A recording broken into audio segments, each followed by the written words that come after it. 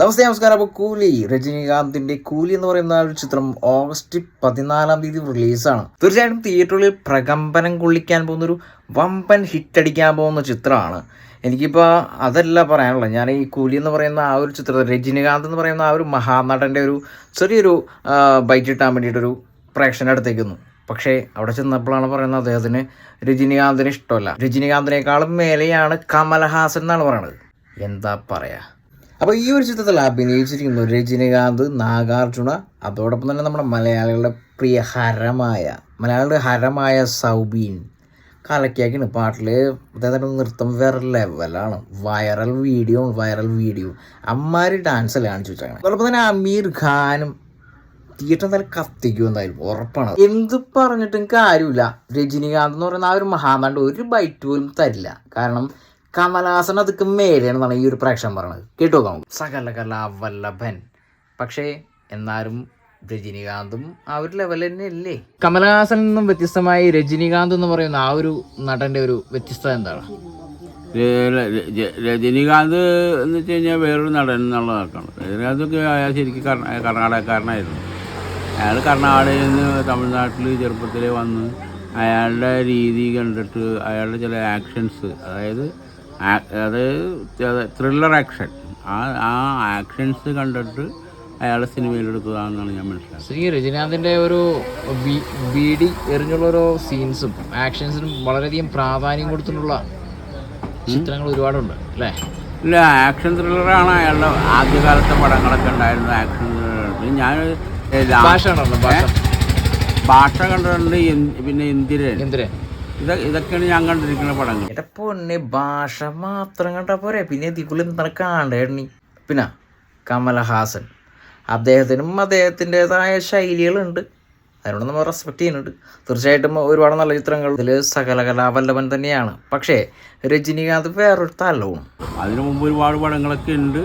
പിന്നെ വേറൊരു പടം ഉണ്ടായിരുന്നു, ഒരു പാട്ട്, നല്ലൊരു പാട്ടുള്ളത്, വന്ദേണ്ട പാൽക്കാരാന്നൊക്കെ പറഞ്ഞിട്ടുള്ളൊരു പാട്ടൊക്കെ. എൻ്റെ പൊന്നെ, രജനീകാന്തിന് ഇഷ്ടമല്ലാന്ന് പറഞ്ഞിട്ട് അണ്ണാമലൈ സോങ് അതൊക്കെയുണ്ട്. അപ്പോൾ അതെല്ലാം അങ്ങനെയുള്ള സിനിമകളൊക്കെ കണ്ടിട്ടുണ്ട്. അയാളും ഒരു സിനിമയിലും അയാളും തമിഴ് സിനിമാ ലോകം കീഴടക്കിയ ഒരാളാണ് അദ്ദേഹം. പക്ഷേ കമലഹാസൻ്റെ അത്രയും എന്തായാലും വരില്ല അല്ലേ?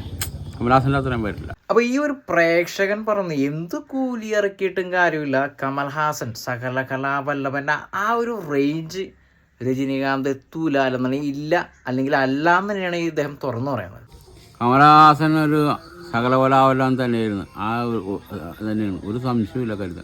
അദ്ദേഹം തന്നെയാണ് പല സിനിമകളുടെയും കഥ ഇതൊക്കെ എഴുതിയിരിക്കുന്നതും അഭിനയിച്ചിരിക്കുന്നതും പലതിൻ്റെ ഡയറക്ഷനും ചെയ്തിരിക്കുന്നതും. പാട്ട് എഴുതിയിട്ടുണ്ടെന്നുള്ള പാട്ടും എഴുതിയിട്ടുണ്ട്. അതുപോലെ ഒരുപാട് ഫിലിങ്ങളിൽ വെറൈറ്റി ആയിട്ട് ഇന്ത്യൻ സിനിമയിൽ ചില സമയത്ത് ഞാൻ നോക്കി ചില സിനിമ കണ്ടേക്കണമെന്ന് വെച്ചിട്ടുണ്ടെങ്കിൽ വിദേശ സിനിമയെക്കാളും വലിയ സാങ്കേതിക മികവുള്ള ഫിലിമുകളൊക്കെ വെല്ലുന്ന രീതിയിലുള്ള പടങ്ങളൊക്കെ. അതൊരു 100 വോൾട്ടേജിൽ പറയാം. പക്ഷേ എന്തിരൻ എന്താണ് കുറവ്. വിദേശ ചിത്രങ്ങളുടെ കൂടെ കിട്ടാപ്പിട്ടിക്കുന്ന തലത്തിൽ രജനീകാന്ത് അഭിനയിച്ചിട്ടുണ്ട്, അദ്ദേഹം ഇറക്കിയിട്ടുണ്ട്. ഈ ഒരു അഭിനേതാവിൻ്റെ ഒരു പ്രത്യേകത എന്താണ്? എല്ലാ ഭാഷകളിലുള്ള പ്രേക്ഷകരും ഒരേപോലെ സ്വീകരിക്കുന്ന ഒരേ ഒരു നടൻ എന്ന് തന്നെ വേണമെങ്കിൽ പറയാം. അയാൾ തികച്ചും ഈ ആ ഒരു ഫിലിമിനെ സംബന്ധിച്ച് നോക്കുമ്പോൾ അതിനകത്ത് ആ കഥാപാത്രത്തോട് പൂർണ്ണമായിട്ടും ഇഴുകിച്ചേർന്ന് ആ കഥാപാത്രമായിട്ട് അവിടെ ജീവിക്കുകയാണ്. അതാണ് ആ നടൻ്റെ ഏറ്റവും വലിയ കഴിവ്.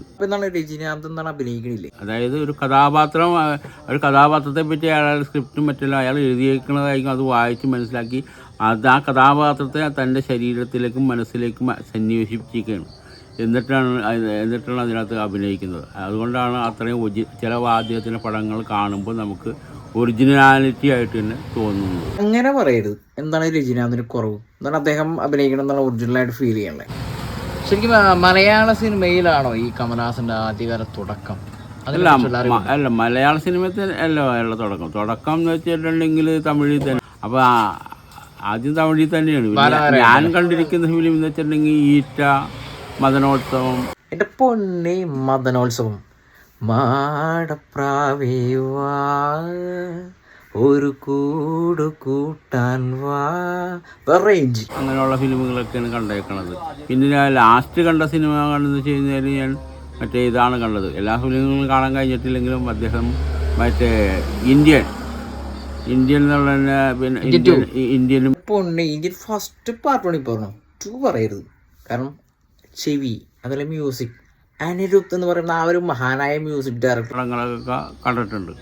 അതിലൊക്കെ വ്യത്യസ്തങ്ങളായിട്ടുള്ള റോളുകളും ആ റോളിനോട് ശരിക്കും 100% നീതി പുലർത്തിയിട്ടുള്ള ആത്മാർത്ഥമായ ഒരു അഭിനയം, അതായത് അദ്ദേഹത്തിന്റെ തൊഴിലാണ്. പക്ഷെ അത് അദ്ദേഹത്തിന് അദ്ദേഹം ഒരു ആത്മസമർപ്പണം നടത്തിയാണ് അഭിനയിച്ചേക്കുന്നത്. അത് നമുക്ക് അത് ഞാൻ ആദ്യമേ പറഞ്ഞത് സകലകലാവല്ലഭൻ എന്ന് പറയുന്നതിൽ 100% അത് ശരി തന്നെയാണ്. മാർക്ക് കൊടുക്കാം അല്ലേ? അതുപോലെ സംഗീതത്തിൻ്റെ കാര്യത്തിൽ, ഡാൻസിൻ്റെ കാര്യത്തിലൊക്കെ പുള്ളിക്ക് പുള്ളിയുടേതായ വ്യത്യസ്തമായിട്ടുള്ള കാര്യങ്ങളുണ്ട്. നന്നേ ചെറുപ്പത്തിലേ മുതലേ തന്നെ അഭിനയ ലോകത്തേക്ക് കടന്നു വന്ന കമലഹാസൻ ഇപ്പോൾ വേറൊരു തലത്തിൽ തന്നെയാണ് എപ്പോഴും സഞ്ചരിച്ചുകൊണ്ടിരിക്കുന്നത്. അതെ, അത് അദ്ദേഹത്തിൻ്റെ രീതി സിനിമാ ഫീൽഡിൽ മാത്രമല്ല, സ്വകാര്യ ജീവിതത്തിലും വ്യത്യസ്ത തലങ്ങളൊക്കെയാണ് അദ്ദേഹം വെച്ച് പുലർത്തുന്നത്. സകലകലാവല്ലഭൻ തന്നെയാണ്, ഒരു സംശയമില്ല. ഇന്ത്യയിലെ ഒരു മികച്ച നടന്മാർ. അപ്പോൾ എന്തൊക്കെ പറഞ്ഞിട്ടൊരു കാര്യമില്ല. കാരണം ഒരടി പുള്ളി പുറകോട്ട് പോകില്ല. കമലഹാസൻ വേറെ തലോണെന്ന് പറയുന്നത്. പക്ഷേ സത്യത്തിൽ കമലഹാസൻ്റെതായ ശൈലിയിലുള്ള അഭിനയവും രജനീകാന്ത് സാർ അദ്ദേഹത്തിൻ്റെതായ ശൈലിയിലുള്ള അഭിനയമാണ് കാഴ്ചവെക്കുന്നത്. തീർച്ചയായിട്ടും 2 പേരും പ്രേക്ഷകരുടെ മനസ്സിൽ വേറെ ലെവലാണ്. അപ്പോൾ എന്തായാലും കൂലി റിലീസാവുന്നത് വരെയും കട്ട വെയിറ്റിംഗ് ആണ്. കമൻറ്റുകളുമായി കമൻറ്റ് ബോക്സിൽ വരിക. I am waiting.